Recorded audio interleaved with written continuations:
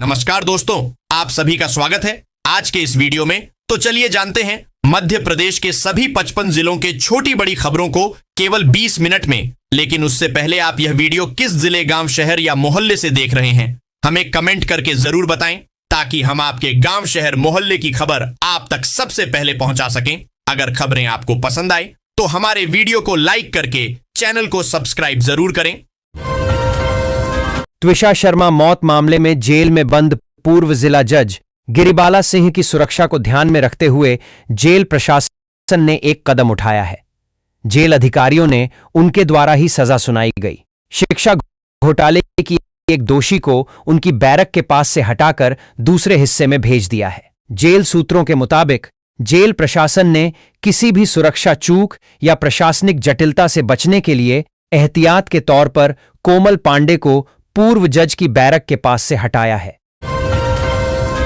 NEET परीक्षा निरस्त होने से लाखों विद्यार्थी मानसिक तनाव और असमंजस की स्थिति में हैं। विद्यार्थियों के मन में सबसे बड़ा प्रश्न यह है कि पूर्व में हुए पेपर लीक और परीक्षा संबंधी अनियमितताओं की जांच में क्या प्रगति हुई तथा दोषियों के विरुद्ध क्या कार्रवाई की गई। इसके लिए केंद्र सरकार श्वेत पत्र जारी करे। मझौली स्थित भूमि महिला संगठन के समर्थन मूल्य खरीदी केंद्र में सामने आए 5100 क्विंटल से अधिक गेहूं घोटाले की जांच अब निर्णायक चरण में पहुंच गई है। प्रारंभिक जांच में रिकॉर्ड और वास्तविक भंडारण में भारी अंतर मिलने के बाद प्रशासन ने अब किसानों से सीधे पूछताछ शुरू करने का निर्णय लिया है।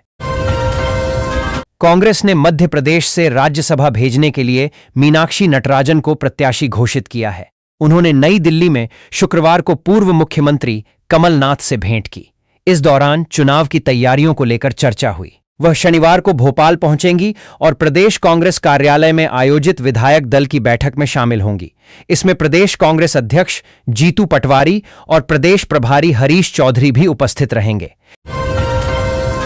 पेट्रोल डीजल के रेट बढ़ने का असर जहां सब्जियों से लेकर किराना सामान तक नजर आने लगा है, वहीं अब बसों का किराया बढ़ाने की मांग भी उठने लगी है। मध्य प्रदेश में प्राइवेट बस ऑपरेटर्स ने सरकार ने किराया 2.50 रुपये तक बढ़ाने की मांग की है।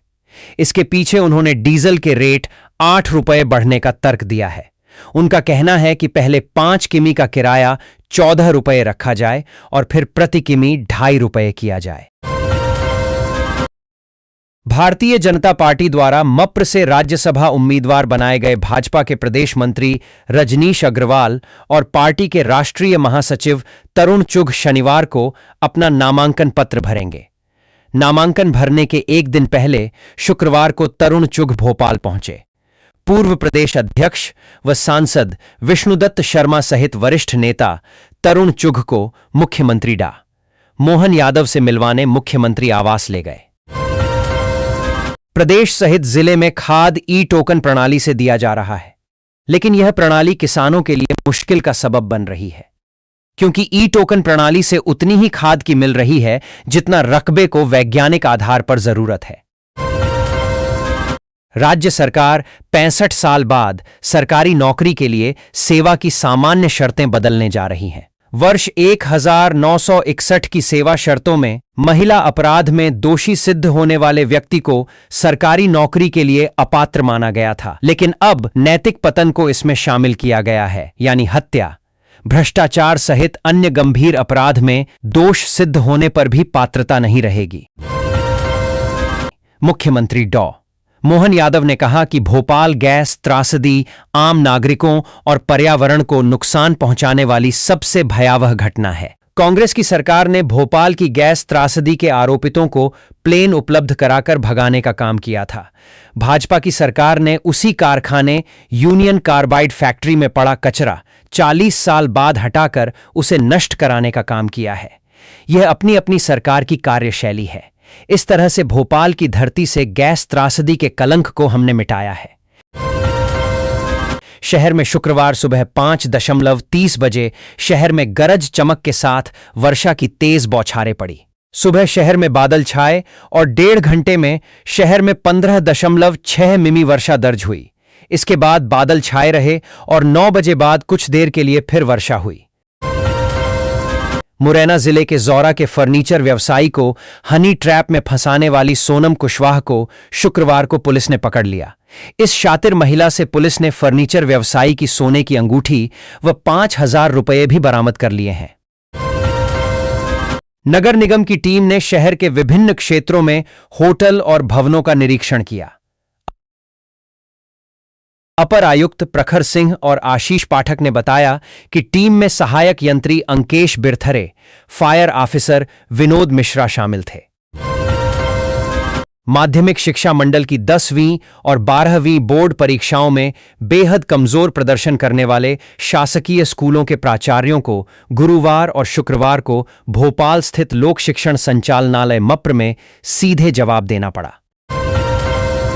मध्य प्रदेश में शिक्षक भर्ती 2025 के वर्ग 2 माध्यमिक शिक्षक एवं वर्ग 3 प्राथमिक शिक्षक अभ्यर्थी पदों की संख्या बढ़ाने की मांग को लेकर 15 जून को भोपाल में विशाल आंदोलन और धरना प्रदर्शन करेंगे।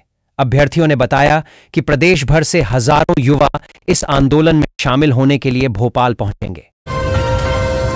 मच्छर, चूहे, काकरोच, खटमल और दीमक अब केवल घरेलू परेशानी नहीं रहे, बल्कि जन स्वास्थ्य, खाद्य सुरक्षा और करोड़ों की संपत्ति के लिए गंभीर खतरा बनते जा रहे हैं।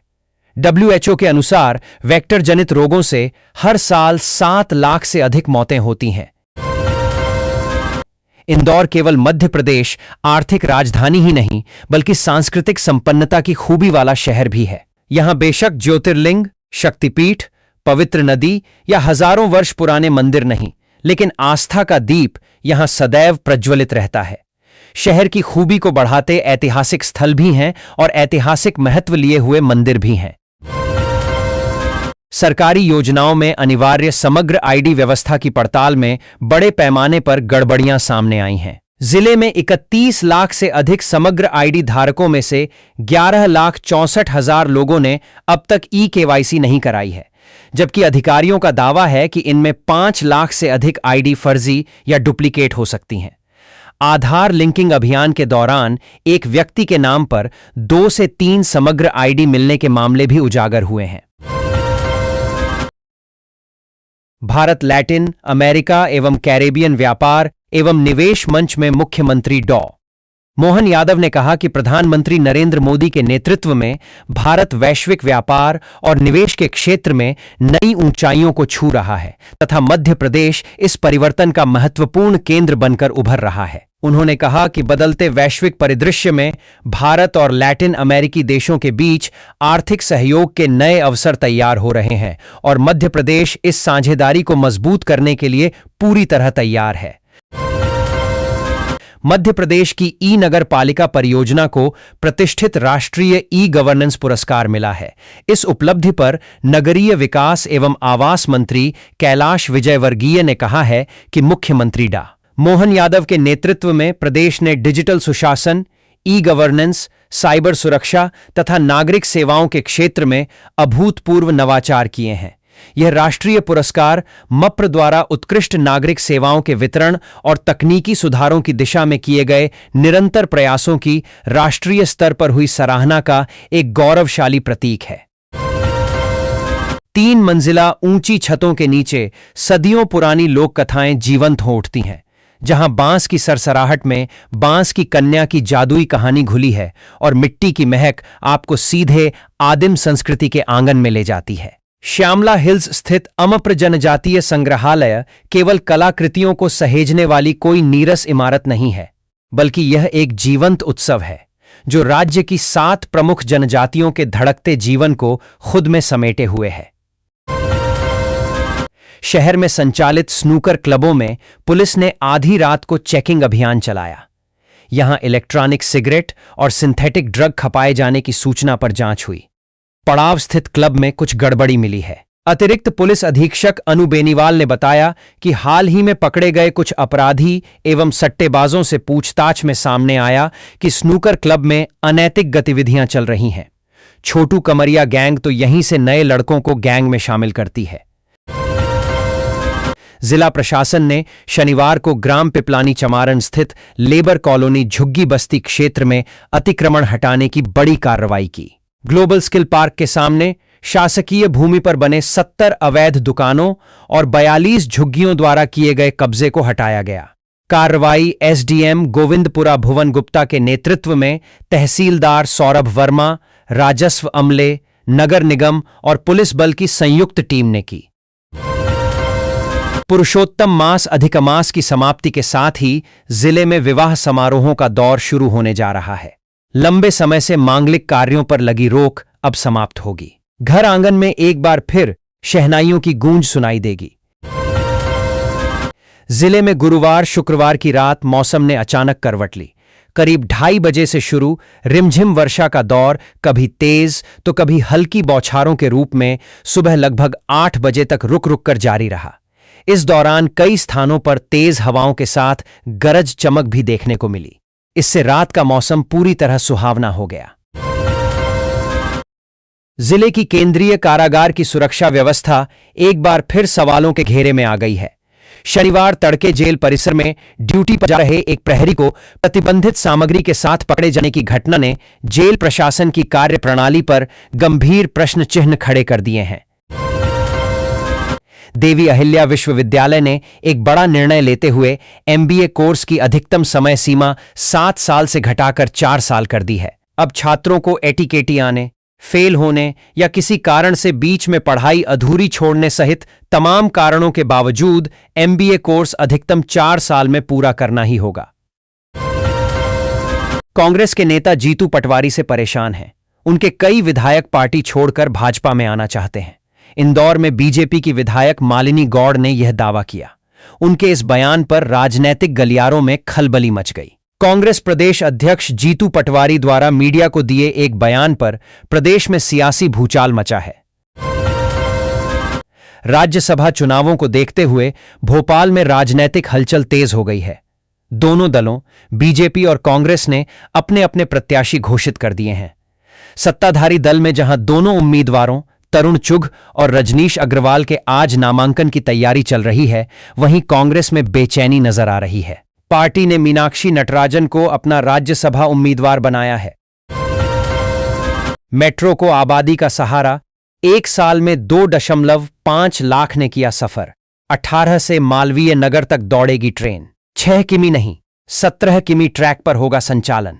शहर के घनी आबादी वाले क्षेत्रों तक पहुंचने से यात्रियों की संख्या बढ़ने की उम्मीद। अमेरिकी फेडरल रिजर्व की तरफ से महंगाई नियंत्रण करने के लिए ब्याज दरों में इजाफा किया जा सकता है।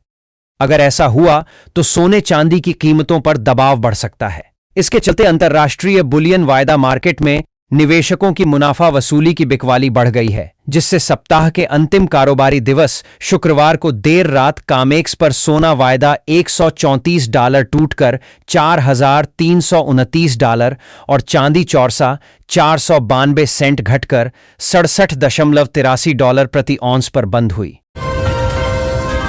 मध्य प्रदेश के आर्थिक शहर इंदौर एक महत्वपूर्ण अंतर्राष्ट्रीय व्यापारिक आयोजन की मेजबानी करने जा रहा है। भारत लैटिन अमेरिका एवं कैरेबियन व्यापार एवं निवेश मंच 2026 के तहत 15 से ज्यादा लैटिन अमेरिकी और कैरेबियाई देशों के राजदूत, उच्चायुक्त और राजनयिक प्रतिनिधि शनिवार को शहर में जुटेंगे।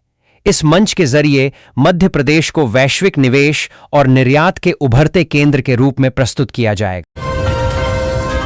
देश की राष्ट्रपति द्रौपदी मुर्मू मध्य प्रदेश के दौरे पर आ रही हैं। उनका दौरा 18 जून से शुरू होगा। इसके साथ ही मुहर्रम का त्योहार भी आ रहा है। राष्ट्रपति के दौरे और मुहर्रम के कारण प्रदेश भर के पुलिस कर्मियों, अधिकारियों की छुट्टी रद्द कर दी गई है। पुलिस मुख्यालय ने अवकाश पर 13 दिन का प्रतिबंध लगाते हुए आदेश जारी कर दिया है। 3 साल की लंबी प्रतीक्षा और कड़े संघर्ष के बाद आखिरकार शिप्रा नदी को प्रदूषण मुक्त बनाने वाले नमामि गंगे मिशन को केंद्र सरकार से हरी झंडी तो मिल गई है, लेकिन अब प्रशासन और निर्माण एजेंसी के सामने इससे भी बड़ी अग्नि परीक्षा शुरू होने जा रही है। गाजियाबाद उत्तर प्रदेश की सोमवंशी एनवायरो फर्म को 81 करोड़ रुपए का टेंडर मंजूर होने के बाद अब सबसे बड़ा संकट सिंहस्थ 2028 की समय सीमा के भीतर इस पूरी परियोजना को धरातल पर उतारने का है। पश्चिम मध्य रेलवे के भोपाल मंडल ने सोशल मीडिया और अन्य ऑनलाइन प्लेटफॉर्म पर वायरल हो रहे फर्जी रेलवे भर्ती विज्ञापनों को लेकर चेतावनी जारी की है। रेल प्रशासन के अनुसार कुछ असामाजिक तत्व रेलवे में नौकरी दिलाने के नाम पर भ्रामक विज्ञापन जारी कर बेरोजगार युवाओं को ठगी का शिकार बनाने का प्रयास कर रहे हैं।